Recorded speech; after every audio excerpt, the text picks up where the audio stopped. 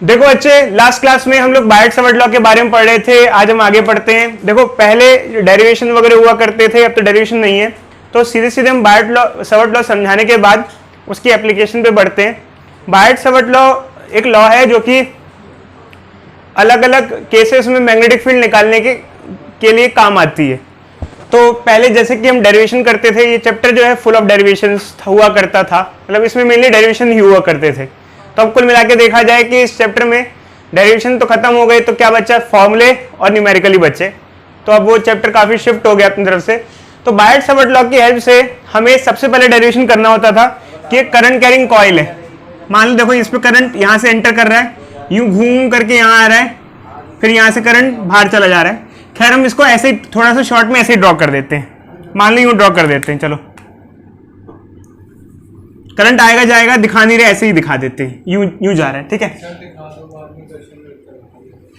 कोई नहीं बच्चे, ऐसे देख लो, कोई प्रॉब्लम नहीं है। करंट कैरिंग कॉइल है, ऐसे ही फिगर हमारे पास रहती है मेनली। तो ये कॉइल है, अगर हम बात करें करंट कैरिंग कॉइल है, तो ऑब्वियस सी बात है इस कॉइल में करंट फ्लो कर रहा है, तो इसकी वजह से मैग्नेटिक फील्ड होगी। 10th क्लास की अगर हम बात करें बच्चों, तो आप लोगों ने मैग्नेटिक फील्ड के केसेस पढ़े थे दो चीजों की वजह से।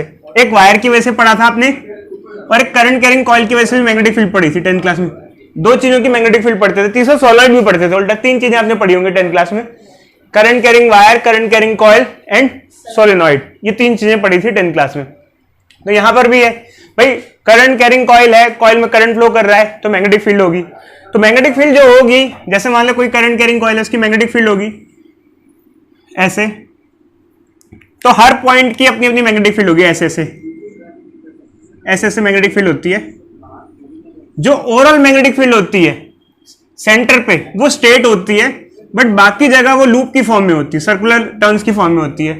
तो अगर हम किसी करंट कैरिंग कॉइल की बात करें, तो उसकी मैग्नेटिक फील्ड उसके आसपास ऐसे होती है, गोल गोल होती है, गोल गोल होती है, बट सेंटर पे जो मैग्नेटिक फील्ड होती है वो स्ट्रेट होती है। सेंटर मतलब इस पॉइंट पे जो मैग्नेटिक फील्ड होती है वो स्ट्रेट होती है। तो हमारा मेन प्राइम काम क्या होता है, हमें क्वेश्चन में फॉर्मूला किस चीज का दिया जाता है? हमें क्वेश्चन में फॉर्मूला दिया जा रहा है magnetic field at centre of coil, at centre of coil. तो भाई अब तो डेरिवेशन हट गया है, तो अब सीधे सीधे फॉर्मूला मिलेगा। तो क्या होती है कॉइल के सेंटर पे magnetic field? Mu not I bye 2r। क्या क्या वैल्यूज इसमें क्या क्या है? ये कॉइल है, इसके सेंटर पे मैग्नेटिक फील्ड बतानी है। तो म्यू नॉट तो आपको पता है बच्चों, permeability of free space, I current, R क्या होगा? Radius of coil. ये जो कॉइल है इसका रेडियस है R, capital R is radius of coil. तो ये चीजें हैं। अब जब क्वेश्चन आएगा तो कैसे इंप्लीमेंट करना है वो तो आपको समझ में आ जाएगा। ये दो तीन वैल्यू पुट करनी है और सीधे सीधे हमको आंसर निकालना है यहां पर। अब देखो बच्चे, ये कंप्लीट कॉइल है। अगर सेमी सर्कुलर कॉइल हो, सेमी सर्कुलर कॉइल, कैसी कॉइल हो? सेमी सर्कुलर कॉइल मतलब हाफ सर्कुलर, सेमी सर्कुलर। तो फिर कैसे करेंगे भाई? फिर क्या केस आएगा, क्या वैल्यू आएगी? तो सेमी सर्कल में बच्चे कुछ नहीं होता, बस वैल्यू हाफ हो जाती है। जैसे मान लो ये है, ये एक सेमी सर्कुलर कॉइल है, ये सेमी सर्कुलर, इसकी वजह से इस पॉइंट पे मैग्नेटिक फील्ड बतानी है।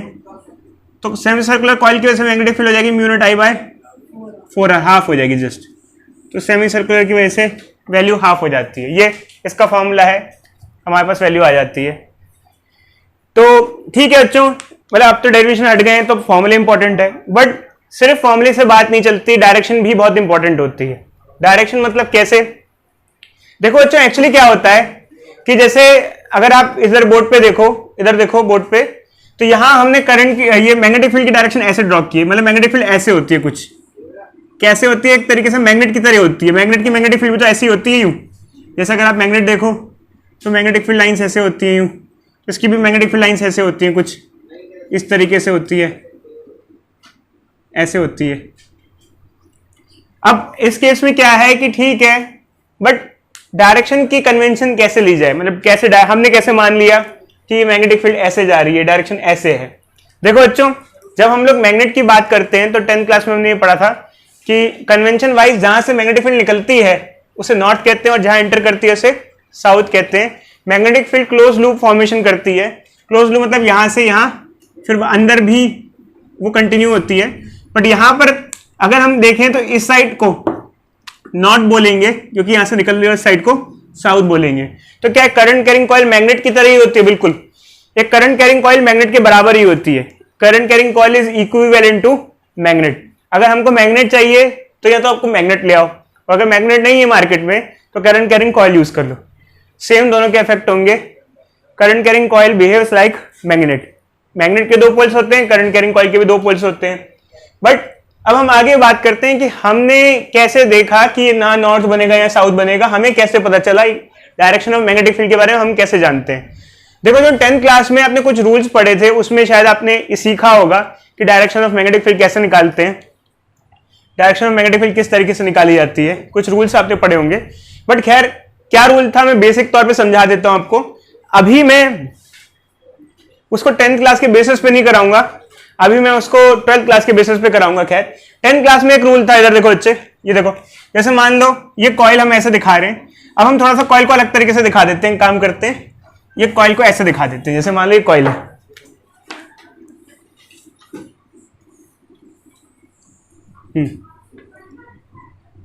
तो यहां सेंटर है इसका, यहां मैग्नेटिक फील्ड होगी, किधर होगी मैग्नेटिक फील्ड? यहां तो आउटवर्ड होगी, यहां इनवर्ड होगी। अब डायरेक्शन निकालने के लिए हम राइट हैंड रूल यूज करते हैं। जिस डायरेक्शन में करंट फ्लो कर रहा है उसमें फिंगर्स को कर्ल करो, जो थंब होगा आपको मैग्नेटिक फील्ड की डायरेक्शन देगा, मतलब मैग्नेटिक फील्ड यहां से बाहर आ रही है। जैसे अगर यहां देखना है तो मान लो अगर करंट यूं आ रहा है तो इधर, तो हमें राइट हैंड रूल यूज करते थे हम 10th क्लास में। बट अभी रुक जाओ बच्चे, अब हम राइट हैंड रूल ना यूज करके अभी हम वेक्टर फॉर्मेशन वेक्टर फॉर्म में यूज करेंगे इसको। कैसे? मतलब यहां पर देखो हम क्या करते हैं, जिस डायरेक्शन में करंट फ्लो कर रहा है, देखो जैसे यहाँ करंट जा रहा है, इधर देखो उस डायरेक्शन में हमने फिंगर्स को कर्ल किया, जो थंब होगा मैग्नेटिक फील्ड की डायरेक्शन देगा, मैग्नेटिक फील्ड बाहर की तरफ आएगी ऐसे यूं आउटसाइड, या फिर यहां जैसे यूं देखो यूं।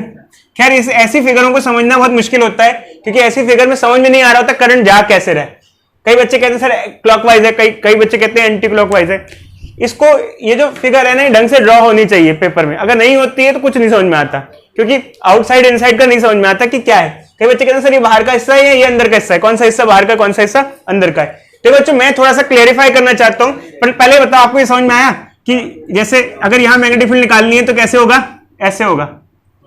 अब इधर देखो बच्चे, मान लो इधर देखो,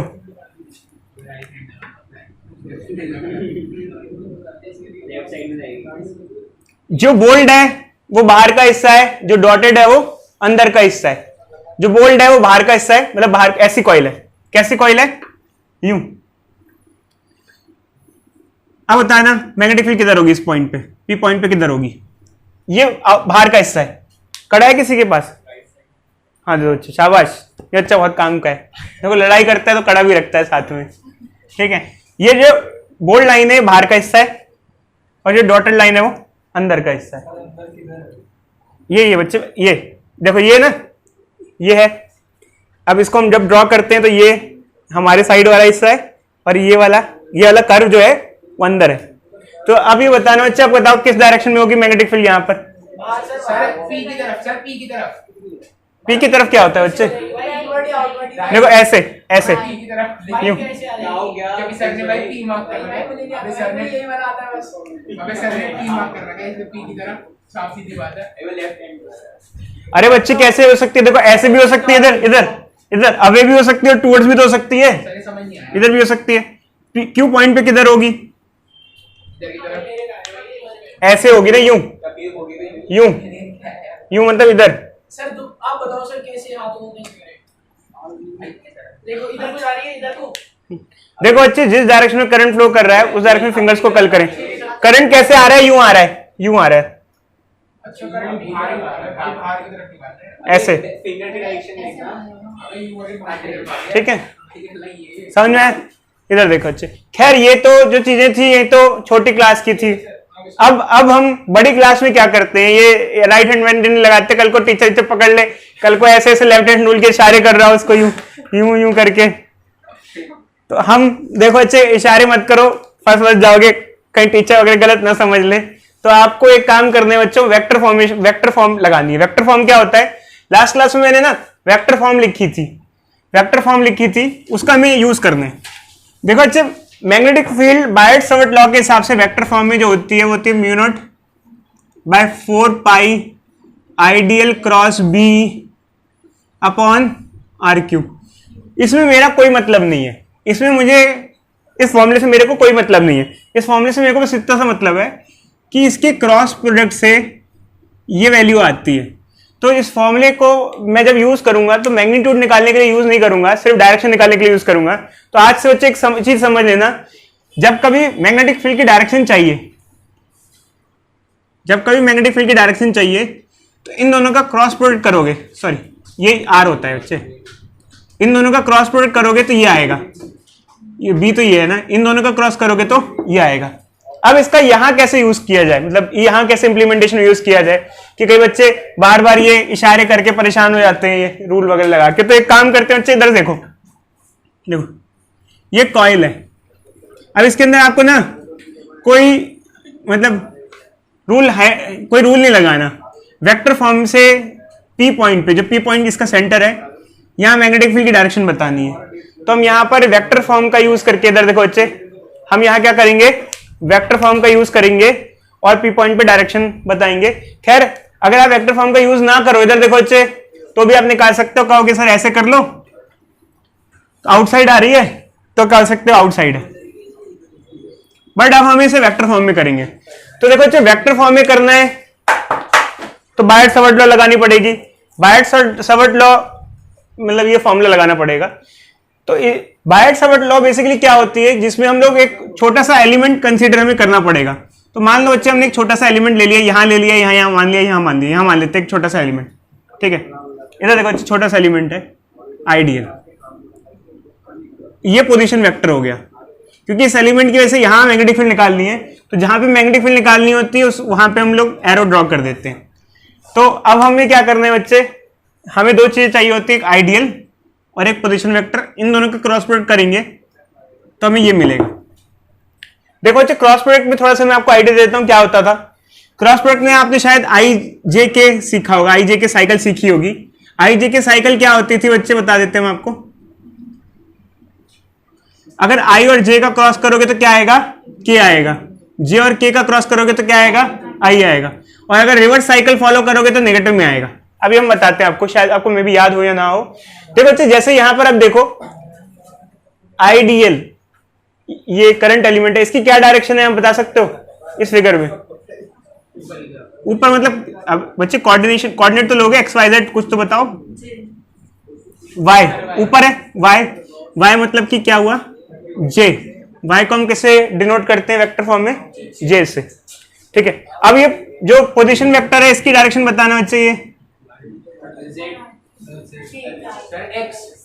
कौन सा एक्स। देखो बच्चे, पोजीशन वेक्टर इधर है, इधर मतलब इधर, ये होता है पॉजिटिव एक्स, ये होता है नेगेटिव एक्स। माइनस आई, ठीक है। माइनस साइन को हटा लो, उसको बाहर निकाल लो पहले। जे क्रॉस आई, देखो जे और आई का क्रॉस प्रोडक्ट कर रहे हैं, जे और आई। अगर इन दोनों का क्रॉस करेंगे तो ये मिलेगा, बट हम साइकिल से उल्टा चल रहे हैं, पहले जे आ रहा है फिर आई आ रहा है। तो हम अगर यूं जाएंगे तो हमें ये के मिलेगा, बट माइनस में मिलेगा। तो ये क्या आ जाएगा, माइनस तो पहले ही सही है, और एक और माइनस आ जाएगा, माइनस के, तो ये माइनस माइनस प्लस आ जाएगा, के आ जाएगा। तो मैग्नेटिक फील्ड की डायरेक्शन क्या होगी, के क्या होता है, जेड। तो देखो बच्चे, के डायरेक्शन क्या होती है, जेड डायरेक्शन, वो भी पॉजिटिव जेड। पॉजिटिव जेड क्या होती है, देखो एक्स ये होती है, वाई होती है, जेड आउटसाइड होती है, पॉजिटिव की बात करो। नेगेटिव एक्स ये होती है, नेगेटिव वाई ये होती है, और नेगेटिव जेड इनसाइड होती है। तो हमारे पास पॉजिटिव के आया, मतलब क्या हुआ, ऐसे क्या कहेंगे, आउटसाइड। तो अब आपको ऐसे इशारे नहीं करने पड़ेंगे, या एक मिनट रुक जाओ बच्चे, समझ में। अब आपको ऐसे इशारे नहीं करने पड़ेंगे to determine the value of magnetic field. बच्चों, एक बार हम एक काम करते हैं, इसको थोड़ा सा डिटेल में डिस्क्राइब करने के लिए हम एक एलिमेंट और ले लेते हैं, ताकि आपको थोड़ा अंडरस्टैंडिंग हो जाए। बट मैं एलिमेंट ऐसा लूंगा जो थोड़ी कन्वीनियंट फॉर्म में हो। तो कोई आड़ा तिरछा एलिमेंट लेने के लिए मत क्या देना, क्योंकि आड़ा तिरछा एलिमेंट लिया तो उसकी कोई डायरेक्शन नहीं मिल पाएगी मुझे, ठीक है। अब देखो बच्चे, इधर देखो, एक एलिमेंट ये ले लेता हूं, ये वाला, बच्चों का डिमांड है ये वाला, ऊपर वाला एलिमेंट। अच्छा, इसकी डायरेक्शन देखो बच्चे, जो एलिमेंट लिया है करंट एलिमेंट, उसकी डायरेक्शन यही होगी, ये नहीं हो सकती है, क्योंकि करंट एलिमेंट की डायरेक्शन करंट की डायरेक्शन में ही होती है। करंट किधर है? इधर, तो करंट एलिमेंट भी इधर होगा। ठीक है, ये हो गया हमारा आइडियल। और पोजीशन वेक्टर क्या होगा? नीचे की तरफ, क्योंकि इस यहां से इस पॉइंट पे निकालना है। अब हम एक काम करेंगे, फिर से पुट करेंगे। तो अब एक मिनट रुको बच्चे, आइडियल किस डायरेक्शन में बताना? लेफ्ट साइड, इधर नेगेटिव एक्स मतलब माइनस आई, और ये पोजीशन वेक्टर किधर हुआ? नीचे। नीचे मतलब माइनस वाई, माइनस मतलब वाई मतलब माइनस जे, माइनस से माइनस कैंसिल, आई जे का क्रॉस प्रोडक्ट क्या होता है? के हो जाता है, क्योंकि ये सेम सर्कल में घूम रहे हैं हम लोग, तो के आ जाता है। तो क्या यहाँ से यहाँ दोनों में सेम रिजल्ट आया है, अलग अलग आया? सेम आया। तो वैल्यू देखो दोनों रिजल्ट से सेम आ रही है कि मैग्नेटिक फील्ड दोनों केसेस में आउटसाइड है। हम लोग मैग्नेटिक फील्ड कैलकुलेट करते हैं, तो हम लोग ने सबसे पहले देखा कि हमने सर्कुलर कॉइल के सेंटर पे मैग्नेटिक फील्ड निकालना सीखा, फिर हमने सेमी सर्कुलर कॉइल के सेंटर पे मैग्नेटिक फील्ड निकालना सीखा, फिर हमने थोड़ा बहुत डायरेक्शन के बारे में सीख लिया। अब देखो बच्चे, अब हम जो नेक्स्ट फॉर्मूला पढ़ते हैं वो सर्कुलर कॉइल के एक्सियल पॉइंट पे मैग्नेटिक फील्ड निकालने का फॉर्मूला देखते हैं हम लोग।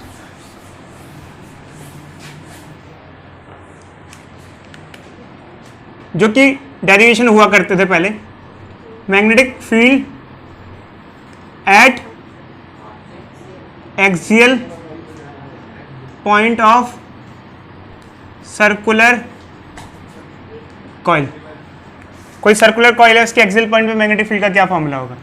जैसे मान लो अच्छे कॉइल है हमारे पास, तो इसकी वजह से मैग्नेटिक फील्ड होगी। कोई पॉइंट है P, तो इस कॉइल की वजह से P पॉइंट पे कितनी मैग्नेटिक फील्ड होगी? इसे कहते हैं magnetic field at axial point of circular coil. इसका फॉर्मूला क्या होता है बच्चे? देखो मान लो सर्कुलर कॉइल है, इसका रेडियस है R, और ये जो डिस्टेंस है ये x, सेंटर से लेके यहां तक का डिस्टेंस x है।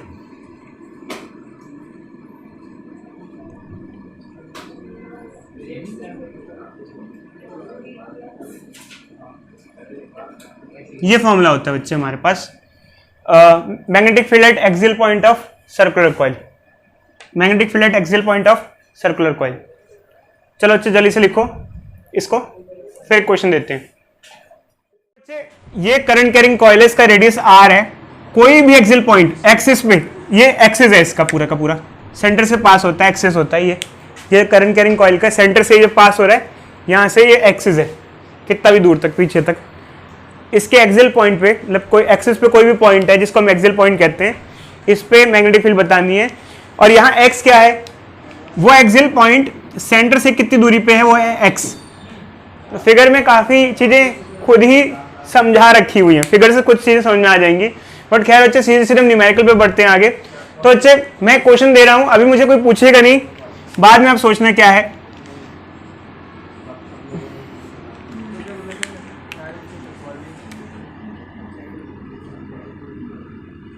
Find out the distance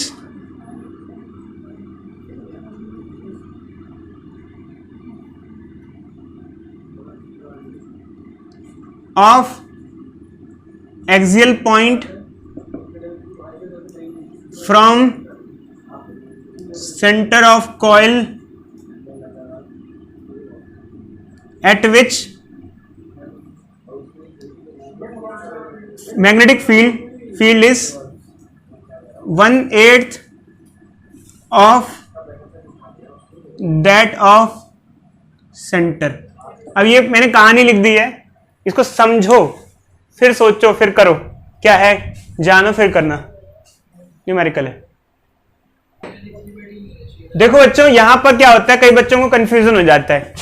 अगर मैं चाहूं तो यहां स्मॉल आर की जगह कैपिटल आर भी लिख सकता हूं। आमतौर पर वैसे हम कैपिटल आर ही यूज करते हैं रेडियस के लिए, तो मैंने ये यूज कर लिया। और आपको कंफ्यूज नहीं होना, ध्यान रखना बच्चों, कई बार रेडियस को ए से भी डिनोट करते हैं, इधर इधर इधर, कई बार रेडियस को ए से भी डिनोट करते हैं, तो आप लोग कंफ्यूज मत हो जाना बच्चों। खैर वैसे यहां मैं कैपिटल आर लिख रहा हूं क्योंकि आमतौर पे रेडियस को हम कैपिटल आर लिखते हैं, ठीक है।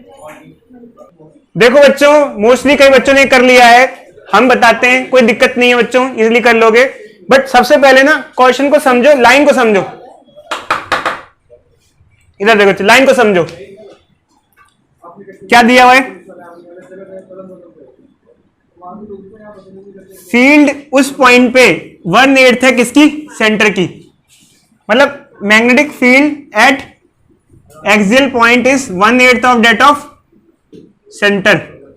ठीक है बच्चों, ये हमको दिया है उस पॉइंट पे मैग्नेटिक फील्ड सेंटर की 1/8 है, क्योंकि सेंटर पे ऑब्वियसली बात है ज्यादा होगी।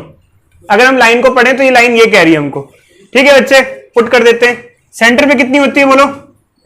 U not I by 2R axial point पे कितनी होती है? 1/8 U not I by 2R ये होती है।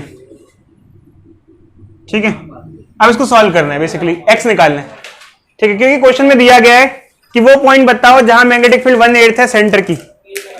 सेंटर की 1/8, सेंटर का 1/8। ठीक है ना बच्चों? क्या क्या करें? इसको इससे काट दें, इसको इससे काट दें, इसको ऊपर ले जाओ इधर, इसको इधर ले जाओ। ये हो जाएगा 8r³ is equal to r² plus x² की पावर 3/2। बच्चे कहते हैं सर ये कैसे सॉल्व करें? देखो बच्चे, हम इसको क्या लिख सकते हैं? 2r³ अब कोई दिक्कत तो नहीं है? नहीं सर आपको नहीं दिया। ठीक है, अब चाहें तो दोनों साइड पावर 3 गायब कर सकते हैं, क्यूब रूट ले लेंगे, दोनों साइड पावर 3 क्या हो जाएगी? गायब हो जाएगी। LHS RHS में हम सेम, बोथ साइड बता रहे थे आप मुझे। हाँ बच्चे स्क्वायर भी करेंगे, बट पहले क्यूब रूट कर दो, पहले क्यूब रूट कर दो, पावर 3 गायब हो जाएगा। क्या आएगा बताना? यार ये गलत बात कर दी सर। क्या आएगा बोलो? 2r is equal to r² plus x² का पावर हाफ होगी, क्योंकि 3 तो गायब हो गया। अब इसका स्क्वायर कर दो, स्क्वायरिंग बोथ साइड, क्या हो जाएगा? 4r² इज इक्वल टू, जब स्क्वायर कर देंगे तो ये हाफ कट जाएगा स्क्वायर से, ये आ जाएगा। इसको चले जाएंगे, 3r² हो जाएगा, रूट कर देंगे दोनों साइड, तो x इज इक्वल टू क्या आ जाएगा? √3r। ये आ जाएगा बच्चे। तो पॉइंट कितनी दूरी पे होगा? √3 टाइम्स ऑफ रेडियस जितनी दूरी पे होगा। यहाँ मैग्नेटिक फील्ड 1/8 ऑफ सेंटर होगी, 1/8 ऑफ दैट ऑफ सेंटर। बच्चों यहाँ पर हमारे पास दो कॉइल रखी हुई है परपेंडिकुलर, एक ऐसे और एक ऐसे। हमें डायरेक्शन नहीं मेंशन है। एक कॉइल में 3 एम्पेयर का करंट है, एक में 4 एम्पेयर का करंट है। दोनों कॉइल परपेंडिकुलर रखी हुई है, दोनों का रेडियस सेम है। पूछा गया कि दोनों का जो कॉमन सेंटर है मैग्नेटिक फील्ड क्या होगी। अब सबसे पहला क्वेश्चन ये राइज होता है बच्चों का कि एक एक की मैग्नेटिक फील्ड किधर किधर होगी। देखो बच्चों, जैसे कॉइल है, अब इसकी डायरेक्शन नहीं मेंशन की गई है, तो ऑब्वियस सी बात है इसकी मैग्नेटिक फील्ड या तो ऊपर होगी या तो नीचे होगी। तो मान लो चलो ये कॉइल, ये वाली रखी वाली कॉइल है, इसकी वाली मैग्नेटिक फील्ड मान लो ऊपर या नीचे, कोई सी भी एक डायरेक्शन मान लेते हैं। चलो ठीक है, मान लो ऊपर है, ठीक है। और मान लो ये वाली कॉइल है, ऐसी वाली कॉइल, तो इसकी या तो राइट साइड होगी या तो लेफ्ट साइड होगी, कोई भी एक मान लेते हैं। चलो ये हो गई। अगर देखा जाए तो दोनों की मैग्नेटिक फील्ड, अगर हमें डायरेक्शन नहीं दी हुई B1 और B2 की, तो ऑब्वियस सी बात है परपेंडिकुलर ही बनेंगी वो फील्ड्स। कैसे? क्योंकि कॉइल परपेंडिकुलर है तो उनकी फील्ड भी क्या होगी? परपेंडिकुलर ही तो होगी। कॉइल अगर परपेंडिकुलर है तो फील्ड भी तो परपेंडिकुलर होगी। फील्ड कैसे सेम हो सकती है? अब हम क्या करते हैं बच्चे, ये दो वेक्टर क्वांटिटी है, वेक्टर के लिए क्या निकालते हैं? रिजल्टेंट। रिजल्टेंट क्या होता है? इन दोनों के बीच में आता है नेट वैल्यू। तो रिजल्टेंट क्या होता है बच्चे? a का स्क्वायर प्लस b का स्क्वायर, बट यहां पर आगे 0 हो जाएगा क्योंकि इन दोनों में 90 डिग्री का एंगल है। जब दो वेक्टर का रिजल्टेंट निकालते हैं तो r equal to √a² plus b² plus 2ab cos theta लगाते हैं। cos 90 क्या हो जाएगा? 0, क्योंकि इन दोनों में एंगल कितना है? 90 डिग्री है, तो इन दोनों का रिजल्टेंट 0 हो जाएगा। अब b1 b2 की वैल्यू क्या होगी? मान लो b1 है, क्या वैल्यू हो जाएगी? μ0 I बाई I कितना है इसका? ये 1 है मान लो, ये 2 है, तो ये 4 हो गया बाय 2r। किसी को भी b1 b2 ले सकते हो, इसकी वैल्यू को पुट कर देंगे, क्या आ जाएगा? 16 μ² बाय 4r², क्या हो जाएगा? 9 μ² बाय 4r², क्या आ जाएगा? √25 μ² बाय 4r², क्या आ जाएगा? 5/2 μ0 बाय r। ये वैल्यू आ जाएगी नेट मैग्नेटिक फील्ड की। सर ये आपने 2 और